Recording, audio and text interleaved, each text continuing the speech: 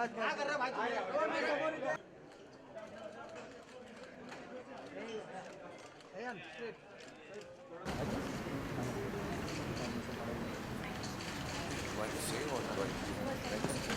evening, everyone.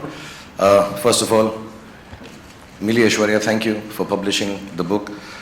Shobha for convincing Karan to write a book, and all his friends who are here, I'm sure, who have formulated his life, who have, done things in his life which comprise of the book that he's written. And Karan, it's a wonderful thing that you've done. I think yours is an extremely beautiful life. Yours is an extremely important life that people should read about. I don't know if people will learn or not, but it's important to know of your experiences. My only questioning part of this whole book is the title.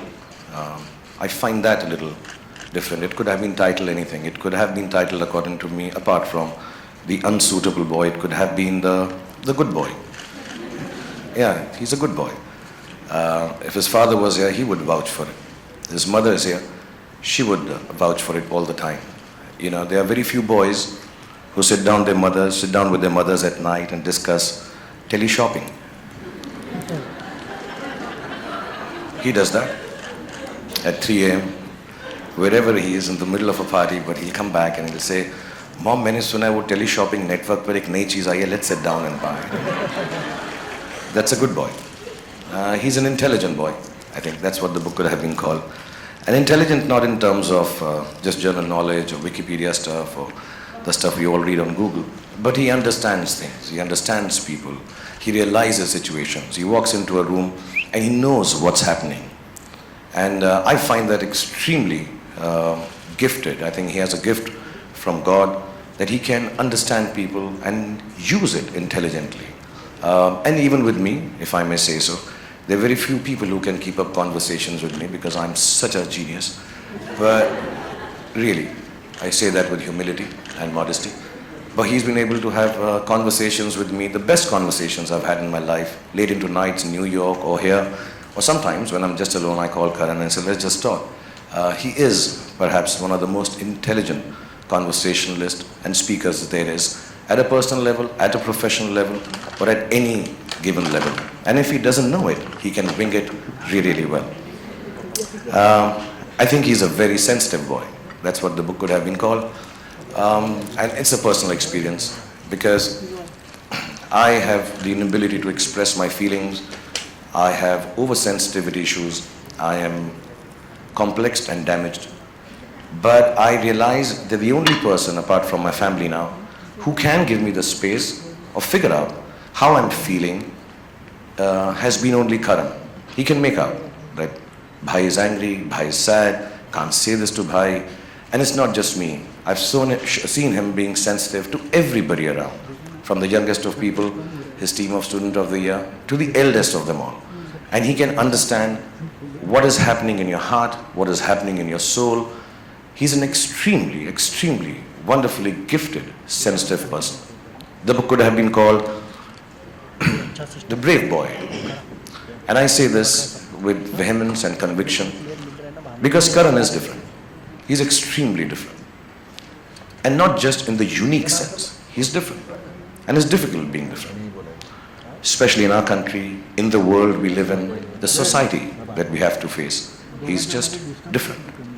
And to achieve what he has done, with the gusto that he's done this, with the aplomb that he's achieved this, is even beyond the greatest of achievements. Because to be different, and to do and be accepted, and to run wild and free in this world is a very, very special thing. I know him very personally. I haven't read the book. I didn't know how much of the difference comes out in this book. But he is a different boy.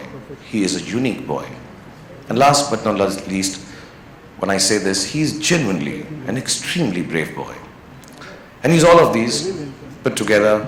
He makes a very special boy. To me, Karan Johar will always remain the most beautiful boy that I've ever seen in my life. And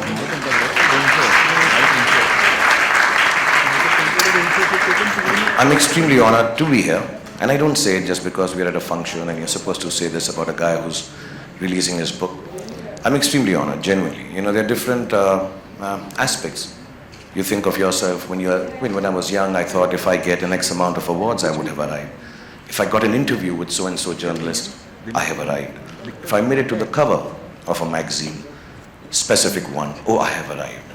I genuinely believe 25 years of work, 51 years of age, I truly, and I thank you from the bottom of my heart for this, I truly believe my children, my wife, and myself, we truly have arrived because I have a full chapter in your book. So thank you so much. God bless you. And may Allah give you happiness, health, goodness, children, many of them, and everything that you ever wanted. God bless you, and thank you for calling me here and giving me such an honor. Thank you.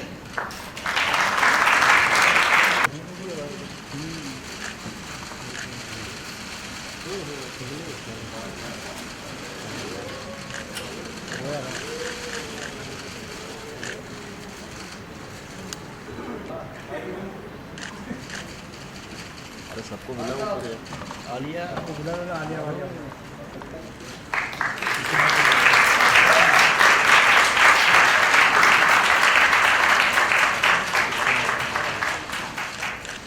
Sorry, and my special thanks to my very special friend Poonam, who's helped him write this book. I understand with the paucity of time and running around that he must have given you. Thank you so much for convincing all you ladies actually. Thank you. This is a very important book. God bless you all for making him do this. Thank you. अरे गौरी बीच में आ रही है I'd like to personally thank all the members of the media who've come here today. Thank you very much. It means a lot to me. All of you have been a big part of my journey, and from the bottom of my heart, thank you for always being so supportive. And many of you are friends in the house, and the ones who are not will always remain special because most often good things are written. I also have to say that all my friends and everyone at Dharma who have shown up today, thank you so much. You know who you are. You mean the world to me. You are my world. Thank you, Mummy. I love you.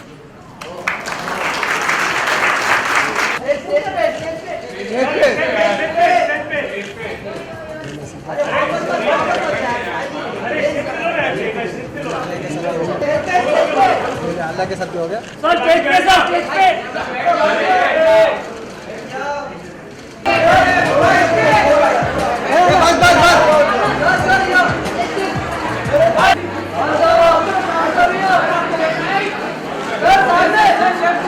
So Karan, let's get the easy stuff out of the way right now. The easiest part of the book, right?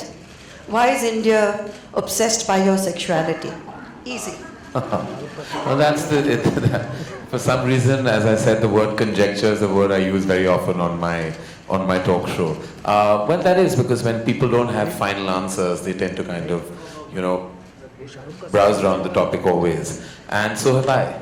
And but in the book, I've said what I felt the need to, and I've said it in a way that I felt I needed to express it. And there's really nothing more to say. So I think that every answer anyone's looking for is in the book. You know, there are several moments in that book where you talk about people confronting you at airports, at parties, and saying the most gross things, the most insensitive things, and you come back to them is sassy but also a little sad. Why should anyone have to explain any aspect of their lives at all or defend it? I think people sometimes, when you're in the celebrity zone, I think people tend to sometimes just not know what to say. Like I feel like when they encounter you, they either tend to overcompensate and say exceptionally polite things, or they'll say the most inappropriate things to you. I think anyone who's been in the celebrity space will tell you that you'll have people come and say the most overfamiliar things to you at times. And sometimes because they think that they own you, because you're in their living room on a daily basis, perhaps because of my television exposure, or the fact that one is around and all over the place, they feel they have an ownership over you. And sometimes that allows them to kind of cross the boundary of decency. And they'll say things that are inappropriate. And you'll have to stand there. Sometimes you can give a response back, which sometimes goes over their head, because it's not a straight-line answer. And sometimes you use sarcasm, which also sometimes doesn't get a response. Sometimes all you do is just, like Shahrukh told me the other day, that now when people say things, he just nods. because there's nothing else to say. Sometimes you just nod because people say the most bizarre things, and sometimes it's members of the fraternity, sometimes it's members of the media within the fraternity, sometimes it's random strangers at an airport, and you have to just deal with it. There's nothing you can do. You can't. At least I'm not the guy who's going to start getting into a fight, because I don't think I'll have the ability to handle it if I was at the receiving end.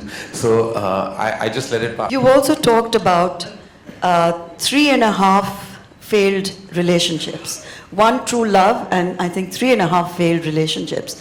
You've spoken about it with a great deal of some amount of regret, but compassion, empathy about why they didn't work out. Well, they were not any relationships. They were mostly unrequited love situations, which is great fodder for a filmmaker, not so great for a personal life.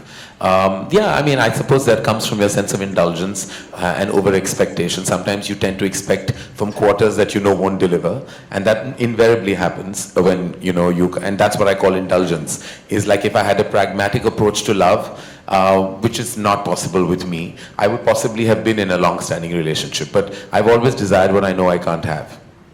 You also talked about divorce being the new marriage. And throughout the book, there is a kind of a strand which keeps going back to infidelity. And it's like almost a semi-obsessive aspect of your creative process to deconstruct everybody's marriages and to see who's cheating, who's lying, who's living a lie. Because truly, in my experience, I think there's much ado about fidelity and infidelity. I think sometimes true emotion and relationships can go beyond those. And being a single bystander, you tend to be so close to so many relationships and marriages. And in my experience, and I say this, and I don't have any kind of, with all kinds of moral policing on my statement, I'm sure, but I don't think infidelity is a deal breaker. I don't believe it's not a deal breaker. No, I don't think so. And I feel like it's very individualistic. It's as per each one's life. And I feel like I'm not judgmental about it at all. And I'm not sure if I'm capable of complete fidelity, even if I was deeply in love.